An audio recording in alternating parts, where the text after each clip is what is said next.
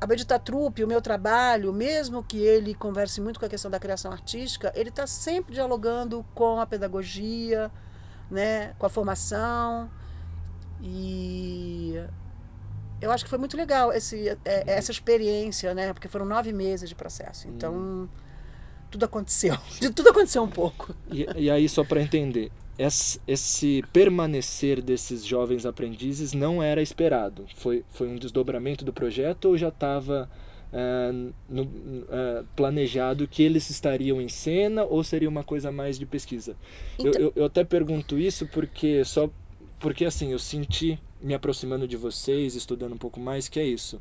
O processo colaborativo, a peça em si, ela é só uma ponta. Teve toda uma pesquisa antes, e aí que muitas vezes a gente não sabe onde vai chegar. A gente sabe que é criar uma peça, mas os caminhos a gente não sabe. E aí eu queria até saber desses imprevistos, no sentido como que você, como diretora, como produtora e propositora do projeto, foi desenhando isso? Se as coisas foram surgindo ou se tinham disparadores para chegar onde chegou, porque só pela curiosidade do processo. Sim. E da função como direção de um processo colaborativo, que eu acho que é sempre um desafio. Sim. Na verdade, assim, o projeto ele foi muito bem desenhado desde o começo, né? Então, nós tínhamos 2 meses de pesquisa. Essa pesquisa... Em cima dos documentos. Essa pesquisa começou com a gente montou uma plataforma para a Gênese Andrade, que foi a pessoa que a gente chamou para fazer a curadoria da pesquisa, Sim. Que ela colocasse todos os documentos ali. Então, ali ela colocou as visualidades, as imagens, os textos, os debates, as fotos, né? Tudo que os filmes, assim, era um material extenso e organizado por temas de um guarda-chuva que ia afunilando. Então, era o modernismo, a Semana de Arte 22, o Rei da Vela e a antropofagia. E a cada semana a gente começava com um debate, com debatedores multidisciplinares de várias áreas, né?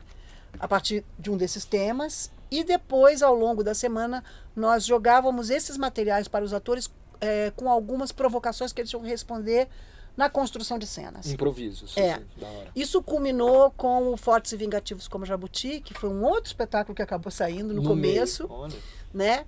Que a gente apresentou na cúpula do Teatro Municipal, na Semana do Centenário, né?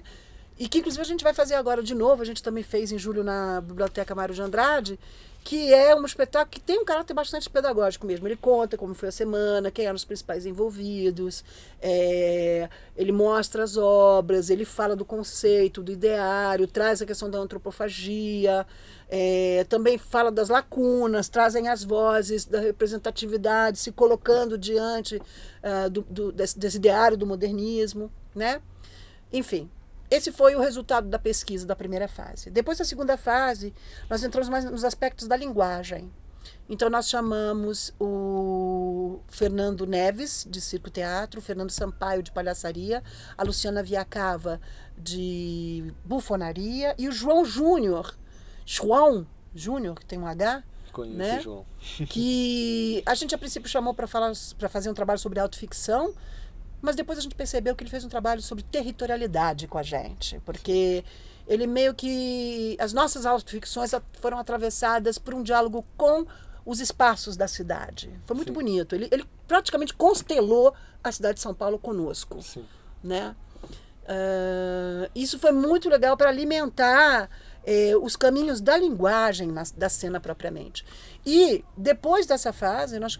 Quer dizer, um pouco antes, estava junto, mas depois dessa fase, de uma forma mais mergulhante, a gente começou a se debruçar sobre o Rei da Vela. Sobre o texto.